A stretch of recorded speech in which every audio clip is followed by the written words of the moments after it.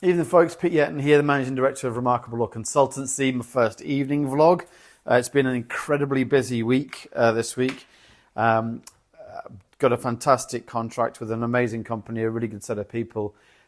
Just writing quite a lot at the moment, report-wise, making sure that there's some really good action plans for different departments to work on and moving to that proactive element of how we need to be working. Okay, so I did say during the week that this is going to be about Asylum, and I've only got 5 minutes, and it's a huge topic, so I won't cover everything, just the bare bones of a couple of issues I want to speak about, because it's been mentioned by the government in the last week. So let's look at asylum claims. Let's look at it first of all from the non-genuine student who has got a visa, wants to become a student visa, and they're coming here just to claim asylum. So there are a couple of things to do and try to mitigate that if you're a sponsor, so you do not get a issue with visa refusals, and also you don't have students that are coming in and claiming straight away within a couple of weeks, or not enrolling even and claiming asylum. So you have to look at the countries where you recruit from. You need to be aware of things like natural disasters, which causes forced migration. Areas in the country, their politics, their attitude towards women, attitude towards LGBT community, religion, civil wars that happen. And you've got to look at it by region as well. So if you take like Pakistan, for instance, that the kidnapping that went on with the train in the southern region, you have to look, if you recruit from Pakistan, you've got to be aware that the southern region and maybe some of the northern regions as well are going to be more problematic in terms of more asylum claims because of what's going on than maybe something in the central region. So when you're looking at recruitment, you're trying to mitigate and limit the amount of asylums that you potentially are having. You look at your regions and do some intelligence, your own intelligence, in terms of how you think the UKVI are perceiving that country and that given risk. Let's not talk about the genuine student who's come in and then they've claimed asylum. So they are someone who has definitely, they want to be a student, they've got the qualifications for it. They come in 3 or 4 months in, they then claim asylum. What do? There's a couple of things to do. First off, you put the student in the center of that journey and do not panic. It's up to the student whether they feel strong enough in order to carry on their studies, and it might benefit them to do so. They might decide not to carry on with their studies.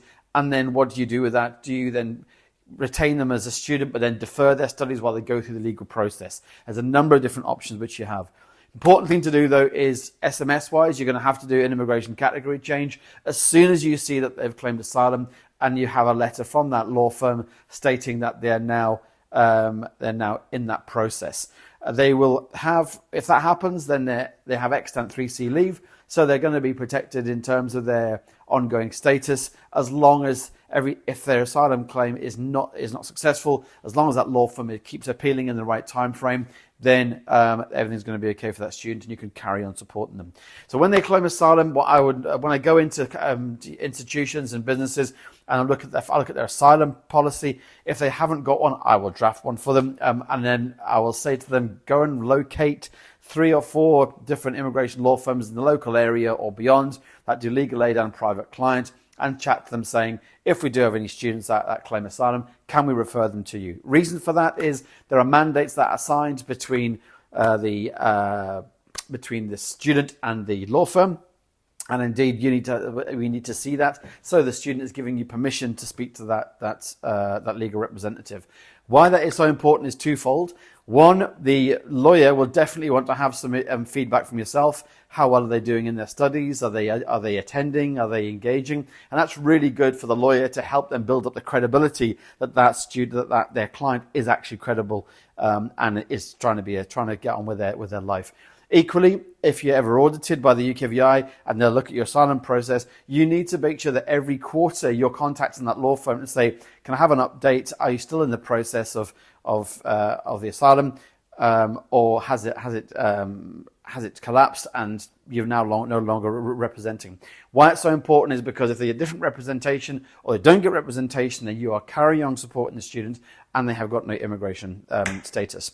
So that's a opener, really. If you want to know any more about this, it's a huge area, a lot of interest for me. 16,000 students have been named recently as being claimed asylum who are students. That's like 3% of the amount of students coming in, but it's a hot topic. So give me an email on pete@Remarkable Law Consultancy, or hit my website, which is .com. Have a wonderful weekend. I apologize, this is so late. Take care.